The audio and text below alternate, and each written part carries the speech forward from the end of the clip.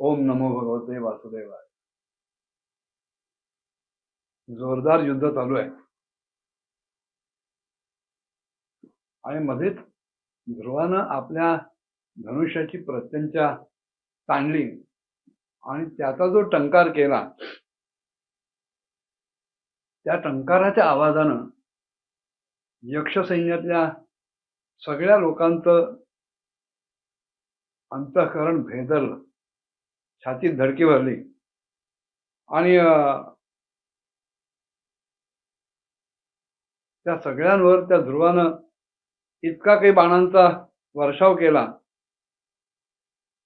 की त्यांची सगळी शस्त्र अस्त्र छिन्न भिन्न करून टाकली.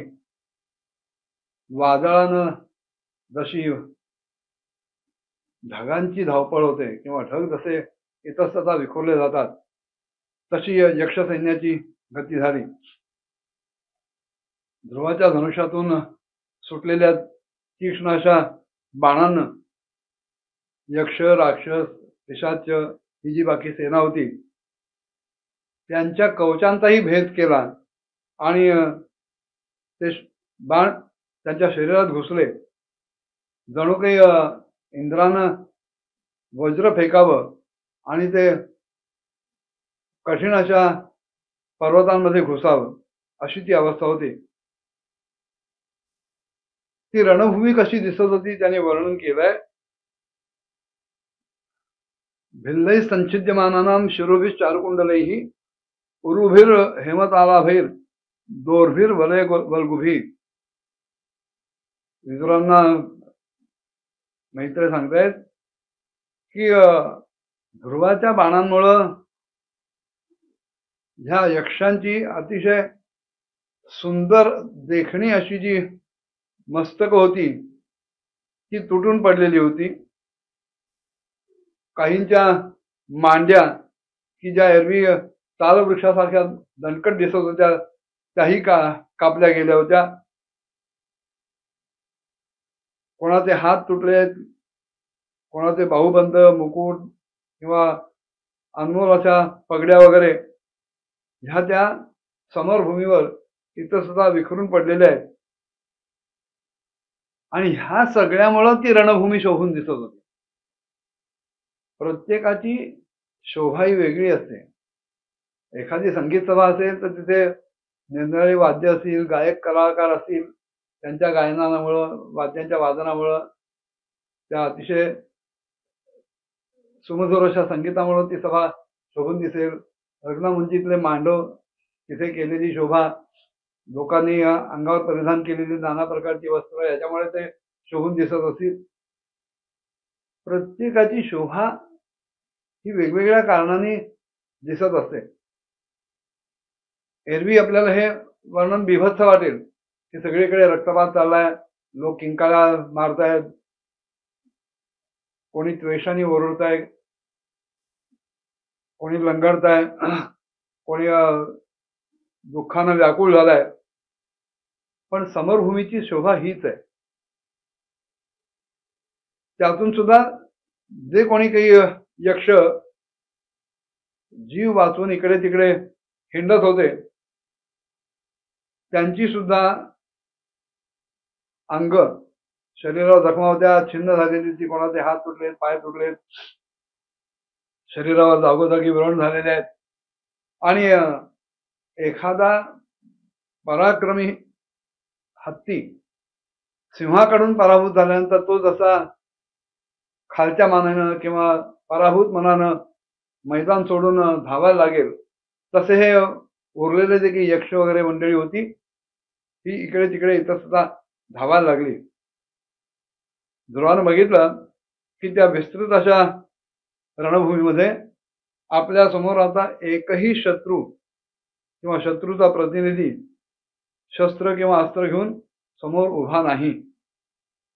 आणि मग त्याला असं वाटलं की आता जर सगळे शस्त्र आपण परास्त केलेले आहेत, त्यांना मारलेलं आहे आणि समोर आपल्याबरोबर लढायला कोणी उरलेलंच नाहीये, तर आपण एकदा ही अलकापुरी कशी आहे ती तरी बघून येऊया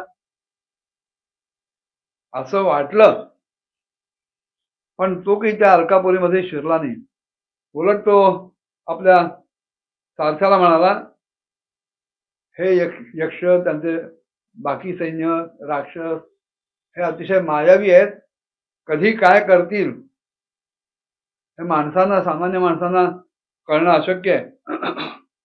आणि असं म्हणून तो पुन्हा आपल्या रथात बसला आणि आता नवीन कोणाची कुमक येते का काय आपल्या बरोबर लढायला, या शंकेने तो अतिशय सावध झाला आणि ती शंका खरी ठरली. हा विचार मनात येतोय तोपर्यंत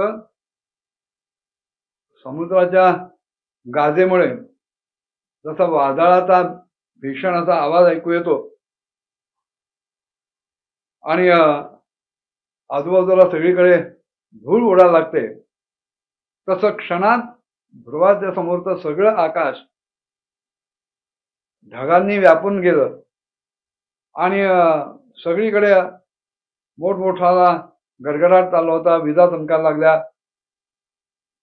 एरवी त्या ढगांमधनं पाणी पडलं असतं, पण ध्रुवासमोर आकाशात जे ढग जमा झालेले होते त्या ढगातून रक्त, कफ, विष्ठा, मूत्र, चरबी, पू असे अमंगल द्रव्य त्याचा वर्षाव व्हायला लागला.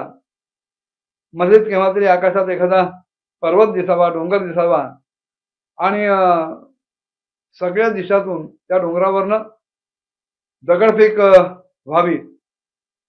कधी गदा, परी, तलवार, मुसळ अशी नाना प्रकारची शस्त्र त्या आकाशातून पडावीत.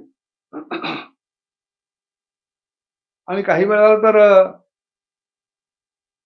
फुटकार करणारे साप त्या आकाशातून खाली पडत होते.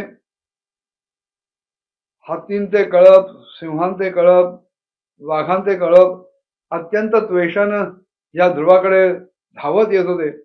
असं सगळं ते प्रलयकारी भयंकर दृश्य बघितलं. समुद्रामध्ये अमावास्येचं उधाण आल्यानंतर जशा लाटा उसळतात की ज्यामुळे मनात भीती निर्माण होते, तशा ह्या निरनिराळ्या लाटाच मोठमोठाला आवाज करीत, गर्जना करीत समोर येत होत्या.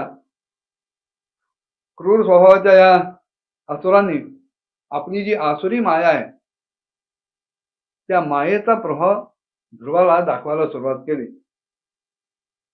सामान्य माणूस ते सगळं बघितल्यानंतर हतबलच झाला असता, गतप्राण झाला असता, घाबरला असता. पण ध्रुवाच्या जमेला एक बाजू अशी होती की ही जी असुरांनी ध्रुवावर आपली दुस्तर अशी माया पसरवलेली होती ते सगळं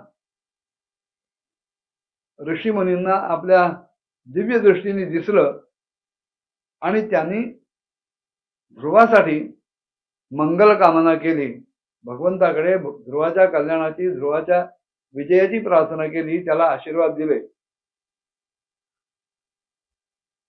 तर वास्तविक चालू आहे युद्ध. ज्याला भगवंताचं दर्शन झालंय त्याला राग काय यावा, पण तरी सुद्धा ध्रुवाला राग आला आणि त्याच्याकडनं आपल्या भावाच्या मृत्यूचा सूड उगवायला सुरुवात झाली. पण ज्या वेळेला ह्या असुरांनी आपली क्रूर दृष्टीतून आसुरी माया पसरवायला सुरुवात केली, तेव्हा भगवंताचा भक्त असलेल्या ध्रुवाचं कल्याण व्हावं ही इच्छा ऋषीमुनींच्या चित्तामध्ये जागृत झाली आणि त्यांनी भगवंताची प्रार्थना करायला सुरुवात केली. पुढे काय काय घडलं पुढच्या भागात बघूया. ओम नमो भगवते वासुदेवाय.